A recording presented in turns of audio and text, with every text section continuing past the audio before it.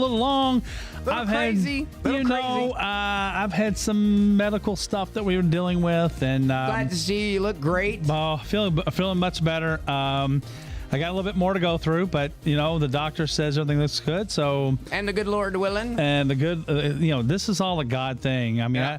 if I can testify for just a minute, Testify. I mean, I'll be we witness. would not have found this if my doctor. I tell you what, this goes all the way back to 1997. Mm-hmm. My dad had an aneurysm Yeah. in 1997. Mm-hmm. This was in his brain. Okay. Okay, so he's fine. Took about a year of recovery, but he's been great. Okay. But it's a little scary, obviously. Yeah. So, fast forward to now, the doctor says I was having some indigestion. Mm-hmm. And so I went to the doctor and said, hey, I've been having this pain. Don't know what it is. Yeah. Thinking gallbladder. He's thinking gallbladder. Mm-hmm. And he says, hey, let's go make sure it's not an aortal aneurysm. He said, it's in the same area. Oh, yeah. That similar. would scare me. So it's like, okay, well, I probably would have argued it if my dad didn't have it in 97. Yeah. Okay. And then I'm That like, makes okay, sense. Yeah. Yeah. So God was looking over this whole situation. Hey, I'll tell you right now, I still don't know what caused that pain, but I haven't thought about that pain since that day because of what they found. So they found some masses on my kidneys. Okay. And so that's what we're dealing with. So it's everything seems to be good. I've got good doctors, and God's been working on this and working in this, kind of bringing me back down to reality. Sometimes you get a little prideful in yourself and thinks things are going really well, and Like me playing softball, thinking I'm 18 years old again.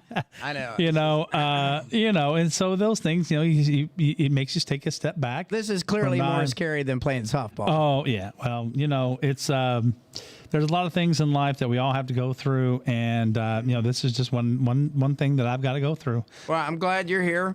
I am too. It's great to see you back, and I can't believe you're up so fast. Well, I mean, this was modern medicine is God has put people with knowledge and things in place that it's incredible that I was actually operated on by a Da Vinci robot, which is kind of Wow. high tech and neat and all that. And I'm like, I remember they pulled me into the room. I know this is completely off topic, but this is kind of a little bit, hey, this is Mark moment. Educational, yeah. And so I'm rolling into the room and I'm looking over my side, looking at the robot, and I'm like watching. I was like, I mean, I just wish I could just watch them start it. I feel like you're in the Matrix. Yeah, I want to watch it start and how they're going to do that. I'm looking at that, go, okay, this is going to go here, and I see how it's going to go. And it's kind of cool to see it for the first time. I don't know. I would have been freaked out. I've been feeling like a Matrix movie where you're in a gel pack and you got all these bugs play. Anyway, But it really, as far as recovery and getting you back on your feet, Yeah. I'm still got a ways to go before I'm back at 100%. I still can't lift everything I'm supposed to, that I want to be able to lift. But the doctor told me today we're doing well. Good. We're on schedule. Now the bad news is I had to have another surgery in a couple weeks. It's going to put me down a little bit longer. So I know that this is going to impact some things, and we had some things coming up with the Republican Party. We had the Lincoln Day dinner that was going to come up, and Yeah, I think it we're was coming up. postponing that. We're going to postpone that. We're looking for a new date in late September. Okay. Or early October. Okay. So if you've already bought tickets, we They're will still just good. move those. They'll be good for the next for the new date. We'll get the new tickets that you can do online too and register online. Yeah, so and we're gonna work on get that. out this week. Yeah, so we'll get that all together sometime. Let's say next week. Yeah, it'll be up coming next week for sure. And then signs are ready to be ordered. We had to switch around. So Trump signs, if you're interested in one, the Trump signs, we had to find a new vendor. Mm-hmm. When we priced it out, we thought we had everything covered. And then when I went to actually order it, well, there was like another $800 in Fees. shipping fees to ship it. I was like, my gosh, you can run a truck to bring it up here. Yeah. And so then I went around and talked to some folks that I used to do business with years ago, and we found somebody that we can drive to and pick Good. them up. Okay. So U-Haul? the back of a truck or something, it'd be fine. But So that'll take care of that, and we won't have to worry about that. And then I think it's going to be a good relationship going forward. So Good. That's good. So you had a lot of orders. We just finished up with the fair. We haven't been on in over a week because of the fair and things going on with Well, we you had too. to, yeah. So yeah, I have a lot of shirt orders, a lot of hat orders that we need to get processed through. So if you ordered a hat or a shirt or both during the when I say ordered, you signed up for us to call you about them. We will. We're getting through those, getting things on order. I think we've got everything ordered now. Everything's coming in, and it's going to start getting processed out in this next week. So, Did you feel like when we were at the fair and the folks that are approaching the Republican Party booth and they saw all that swag for Trump, did you feel like there was a strong presence for Trump? oh yeah. I mean, I would say it was 10, 15 to 1. I mean, everybody that walked by, I would say for every 15 people, 15, 16 people that walked by, only one gave you disdain. had any kind of not disdain, but just didn't want to have anything to do with it. Okay. But most of them were, polite and just walked on by. But Good. But you could tell when they walk by, they curl their nose. But it was very rare. It wasn't. Okay. Most people that walk by said, "Man, I want that. Yeah. How do I get that?"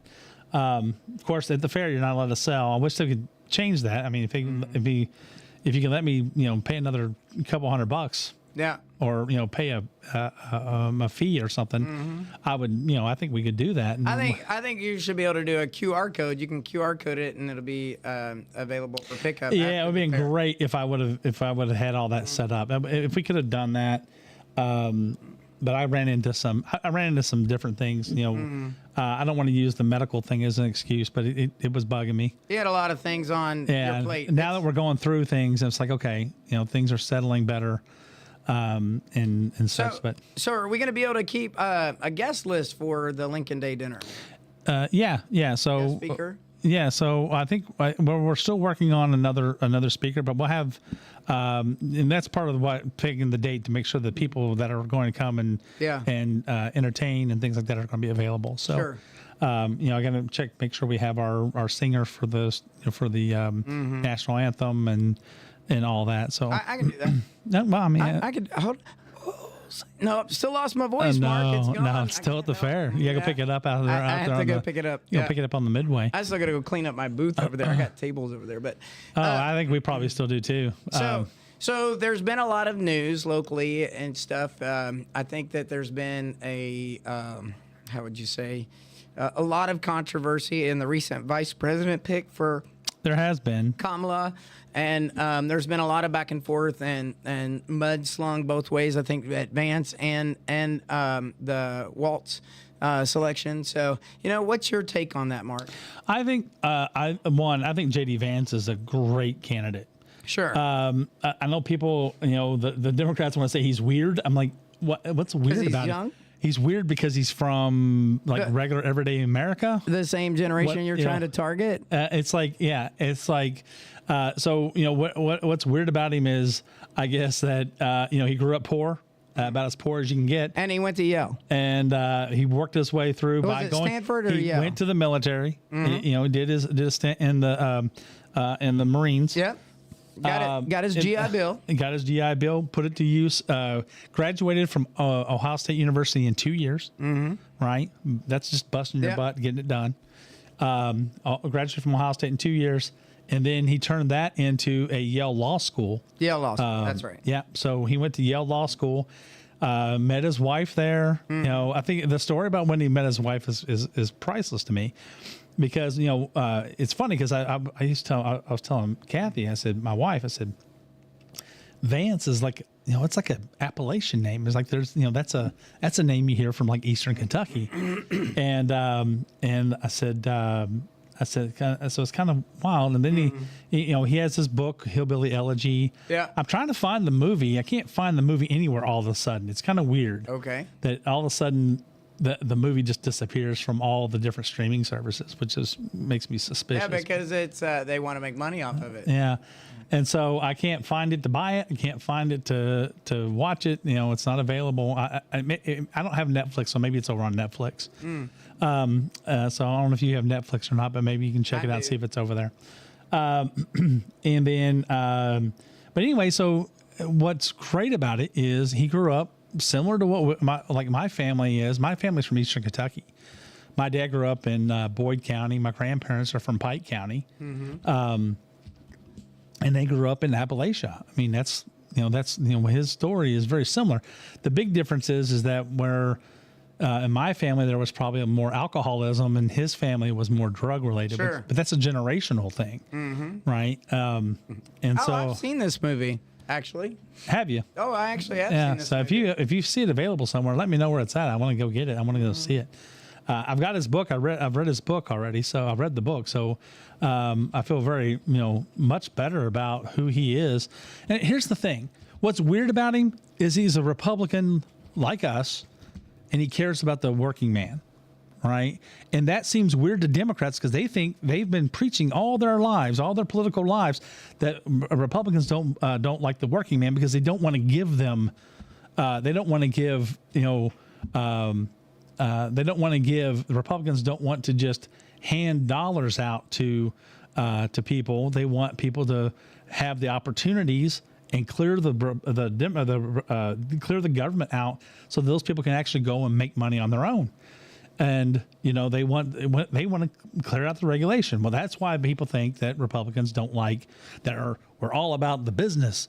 Well, we're all about small business. Mm-hmm. We're all about making opportunities. Community. So small business and community, not government. Exactly, community and not government. Because and we're not talking about community activism. We're talking about communities where you can raise families, and families care about one another.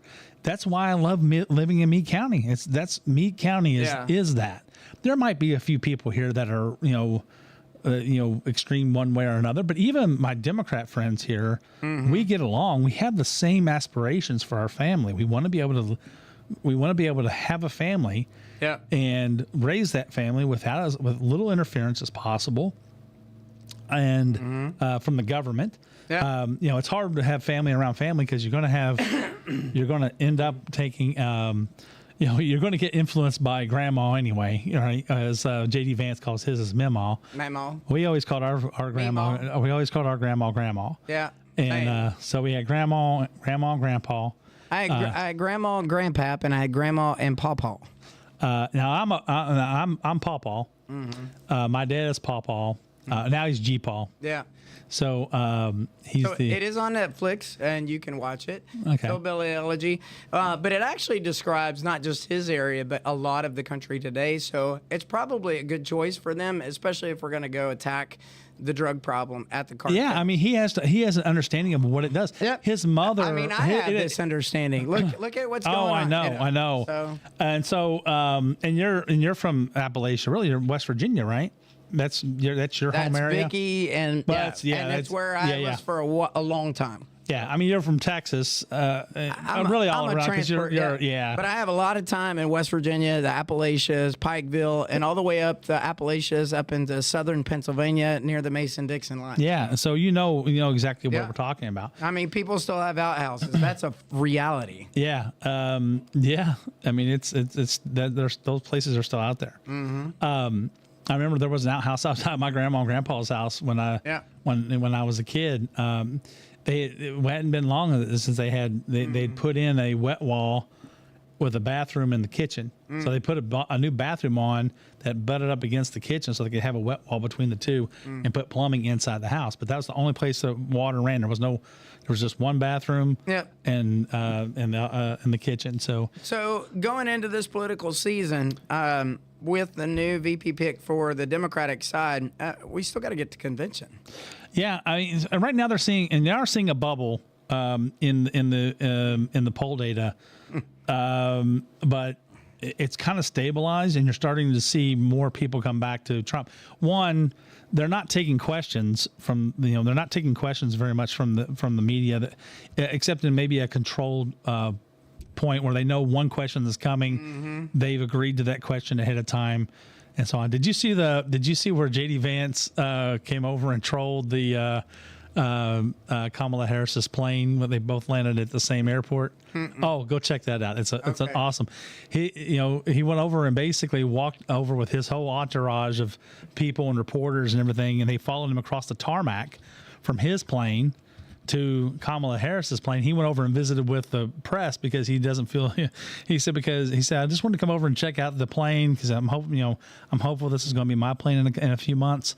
And then he said, and also I wanted to make sure I touch base with you, the media, because I know that you're not getting any love or any questions you're not getting asked any questions of. Yeah. So if you need any questions Kamala about Harris how that'll be, ask me right now. Right. So if there's anything you want to ask me, I'm here and I'm open here to talk to you about it. And it was hilarious because you saw him walk across. The view. You get the view of the press from that are there's a gaggle of press that follow the candidates. Yeah. So their press gaggle or whatever they call them looked. The camera pans over to the left, and you see this entourage. Yeah, what's the Secret Service going to do to the Secret? Are you going to get the Secret Service to blow down? So the Secret Service, it's funny because that was one of the things they brought up. It's like he had the two separate Secret Services. Like, oh no, what's going on here? And it's like we've never had this situation before. Help!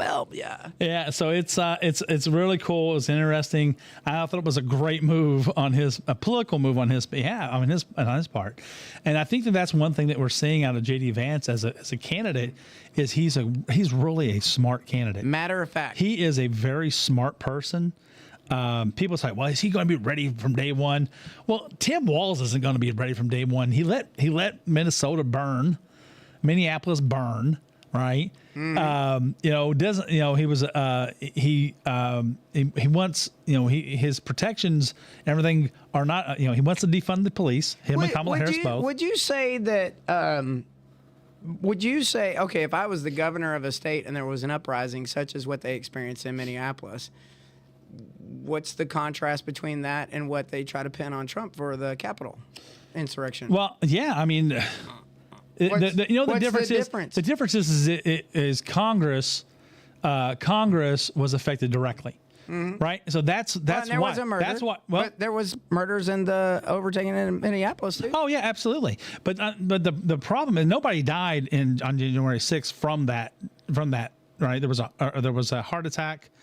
There was no police or anybody that was killed. I think there was one lady that was killed by police. But they had they weren't walking in there with weapons. They weren't throwing, bricks and fire bombs and things like that. There's a big contrast between what happened at the Capitol building, but the fact that they're raising it to they call it a resurrection because it happened at the Capitol. Insurrection, not a resurrection. I'm sorry. Thank you. Insurrection. The reason they want to call it an insurrection is because it happened at the Capitol building and it affected them and it scared them. Because they thought they were fearing for their lives, and even though they had intelligence enough in advance to put more security there, so that they could have prevented it, to include National Guard. But they didn't want to. Nancy Pelosi didn't want to. It scared her because they thought they were going to get their moment with all these protesters getting in, but then they realized that they didn't have anybody. They had no way of handling it once people got inside. So the thing is, they were just. It was stupid. Yeah. Right. It was stupid to go in. It was stupid to go in, but it wasn't. But the point of the whole thing was to say, guys, you've got to. Nobody wanted them to just declare Donald Trump the winner. Yeah. They wanted to make sure that they could take some time and go and do something to make sure that the elections were fair, right? That there weren't any Hillary fraud. did it. Everybody's done it and pitched that every election. There's always a dispute between the election, and they get on the stage and they debate the results, all that stuff. But if you want to know what the Democrats are doing behind the scenes, it's everything. They tell you exactly what they're doing. They do it they tell you by saying that's what the Republicans are doing. But the reason that they say Republicans are doing it is because they're actually doing that behind the scenes. They're doing these things. So I don't want to get back into the January 6th thing, but let's get back to Tim Walz for a minute. Hold on, because I was going to take you from Tim Walz to another topic, but go ahead with Tim Walz, and then I'll bring it back. So we talked about J.D. Vance, excellent Republican candidate. I think he's going to be great. Tim Walz is a little bit of a different pick, in my opinion. I didn't expect it. I knew he was on the short list. But he's not a moderate at all. He is absolutely a liberal. I will tell you my thoughts on why they picked JD because or Walz, on JD or Walz, sorry, is because in Minnesota they have a very large group Muslim community. Yeah, but it doesn't make sense. I understand. It makes absolutely no sense. Why? Because in Pennsylvania, it's a very small part of the electorate, and in Pennsylvania, you need Pennsylvania. I know. If they lose Pennsylvania, they lose the election. I understand that, but that's the balance between this whole rift that they're taking as Democrats, not. Whoever the New World Order is behind all this. It doesn't guarantee you. Like if she would have picked Bashir out of Kentucky, yeah. For some reason they think Bashir is a moderate, and he's only a moderate because he's got a Republican supermajority that doesn't let him flex his liberal muscle. Yeah. Right. So he wants to be able to slap us with restrictions and things. So on that thought, I want to take us a little bit forward. All right, so there's been a lot of controversy about the question of this Project 25. And I have done some research on the Project 25. And somebody asked me, why don't you report on Project 25? It was in a post to the messenger. And I didn't comment on it. I'm not going to comment on it. So I went and looked. And all I saw was the Project 25 is a transference of power, and it is the early planning stages for when and if they were to win the election, and their strategy to fill positions, which the president is entitled to do, and build his cabinet throughout the government, which is what Democrats have done for years. Nobody has ever gone into the White House without a plan or a strategy of who's going to do what and where they're going to be. And if you take a look at it, so I was just curious what your take is on why is there such an opposition? They gave it a name and everything, Project 25. Well, this has actually existed for decades. Tons of years. I know. This is Project 2025 is it's a political statement it's now a political statement from the left saying, oh, look what they're going to do. They're going to take over your democracy. Project 2025 means we're going to lose our democracy. So we're going to talk about your strategy and your plan, and we're going to tell you your plan is communist. Yeah. And so, I mean, here's what it is. Secure, if you just look at the first little bit, they're talking about it's a mandate for leadership. Yep. Right. That's what it is. It's about they've got this is from a think tank. This is not from a campaign. This is not Donald Trump. This is not J.D. Vance. This is all from what is it called? The Heritage Foundation, I think. Yeah. But at the same point, you're throwing stones. What's the difference between the relationship with this and the New World Order that's affiliated with the democratic process and the Marxism that leads to socialism? Yeah. So Barack Obama publicly proclaimed, by the way. Yeah. So I mean, what this is about? This is a conservative think tank, and they're putting together what. They put this together all the time. It's called every 3 or 4 years. Transition of power. It's a mandate for leadership. That's what it's about. That's the actual name of it. Project 2025 is the 2025 version of it. And so this has been around since I think the 1980s, and it's basically it looks at the conservative view of what's going on in America, and it says, okay, these are things that we think are things that we need to look at. They also vet secure the border. They also vet and train a future administration. Well, I mean, there's a piece of that, right? So that they have people in place, and you don't have to worry. You don't have the biggest problem that we have right now is, if you look out through America, you look out through MAGA, right? And you look at what what Donald Trump has put together as far as his campaign and his over his last presidency and hopefully his next presidency. He the one thing that people said though he couldn't he was trying to drain the swamp. Well, you can't drain the swamp if you have to rely on people in the swamp to run the government.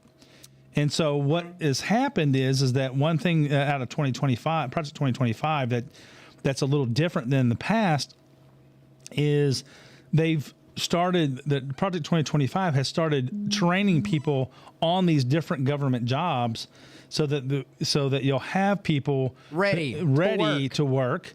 When you the don't day want to should be come. you don't want to be 6 months into the job as the new CEO of the United States, the freest nation on the planet, and then not have the right people in the right position to handle anything that our country needs. That's right. Because what happens is the bureaucracy.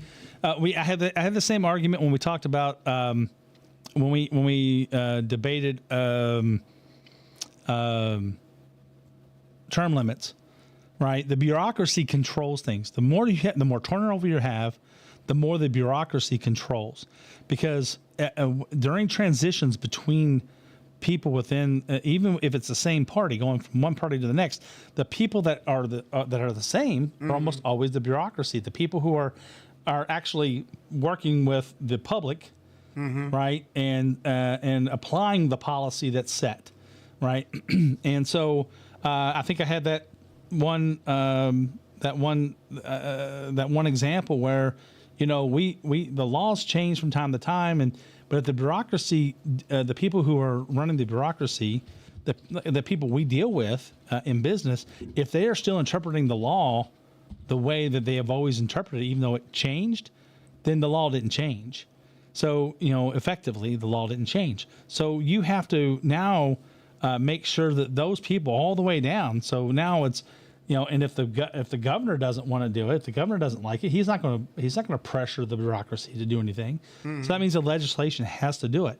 The legislator has to do it. They have to actually put something in the legislation that drives the bureaucracy to make changes, to and tell them how this is supposed to be interpreted and how it's supposed to be done. There's actually a plan. It's called Rules Governing Presidential Transitions. In the first statement, it says, began in 1998, the White House Transition Project provides information about individual offices for staff coming into White House to help streamline the process of transition from one administration to the next. A nonpartisan nonprofit group, the White House TP, brings together political science scholars who study the presidency and White House operations to write analytical pieces on relevant topics. They take that information, the party determines how they want to approach it, and then they start setting up the seeds, the people that they want to put in these positions that are provided by the WHTP, and then they put their plan together. This is public information right here. Yeah, there's nothing in Project 2025. The Democratic Party is hoping that nobody will go read it. Because they'll just start saying it is 900 and some pages if you read the whole thing. If you buy the book, because you can go buy this book, it's like 900 and some odd pages. I think it's in like 3 volumes or something like that. It's huge, and so they're counting on Americans not to actually go read this and find out for themselves what it really says. It does not. It is not a fascist document. It's simply saying that there's a right and wrong way to do things, that we're going to support police, and this is how we're going to do it. We're going to put right people in the right place. We're going to train people to be strong in these positions so they know from day one how to do these jobs that are going to come up. And it's not going to be guaranteed that you're going to have a job just because you apply in here or take something. There may be somebody better out there still that's got experience that have the conservative values that we need. It's within the right of each president to choose their people to be put to run the White House and so on. It's not if you think it's not fair for Donald Trump to take the presidency. To win the presidency, and then when he takes control January 20th, if you think it's not fair that a lot of people from from the Biden administration is going to be let go, that's just the way it always has been and always will be. You're not going to see those people maintain positions because they have a different viewpoint, and the viewpoint of the president is what the people just elected, right? And so they're trying to change. The Democrats are trying to change what government is. And if you want to know what really is, what's really going to hurt our democracy, it's when a one party. See, they thought the Democratic Party really thought, and they actually stated this, that they said that no Republican will ever win an election again after Barack Obama won. Yeah. They said, no, they're going to set this up so that no Republican can ever win again. And so they started infiltrating the bureaucracy to make sure that they had people in places that would make sure that Republicans didn't win. What they didn't count on was Donald Trump. Yeah. And he was an outsider. He was an outsider from both parties. He was an outsider from Washington. And he simply said the same thing he said to Oprah, 30 years ago. If it gets bad enough and I can't find somebody on our side that'll fix it, then I'll go fix it. Then I'll run for president. And so he said he didn't rule it out, and that's what he did. Mm-hmm. And the thing is that makes them mad is they couldn't figure out him as a phenomena in the political scheme because they didn't think he was smart enough to actually do good things, and they tried to paint him to be this wacko, But 10 years ago, before that, they had their hand out. Hillary Clinton. Yep. Got money from him. Yeah, everybody did. Everybody got money from him. And so, and he came out and he showed how the game was really played. So I know we're up against the wall here for time, but thank you all for tuning in today. We do have our regular scheduled Republican Party meeting on August. I think it's going to be I want to say the 19th. 19th. Yeah. August 19th is going to be out at the Brandenburg Station at 2714 Brandenburg Road. We invite you all to come out and see and participate. Yeah. I know I've had a few people call and ask about it, and people down from your neck of the woods down in Texas. I had somebody call me the other day and ask about it, and so they're from Amarillo. Amarillo by morning. All right. Well, I think there's a lot coming up. We'll get the Zeffy up so that you can have a link to go and register for the Lincoln Day dinner. Yeah. We'll get the date out to you next week, and all blessings with us. Mark will be here next week to do a podcast before he has to go see the doctor again, and we'll get. I think I'm good for 2 more weeks. Yeah. So we'll give a full update and have everything live and up and running by Wednesday, so you know where to go to be at the show. And I think that's about a wrap here, Mark. That's all I have for today. Thanks for joining us, everyone. I know we didn't get into too much about Tim Walz, and I know Steve's got a take on it that's going to help maybe clarify some things about his military service. Come maybe back we'll get and into that see us next week. Yep. Don't believe all the hype, and don't believe all the gripe between both candidates. Yeah. I think we need to focus more on how they're going to do against each other in a debate, and get focused on the goodness that our party brings for this election season. Yep. Focus on the policies. Focus on the policies. High road, and you'll be with us at the long game. So, all right, Mark. Steve, going to be with you today, and y'all have a great week. See you guys. See ya.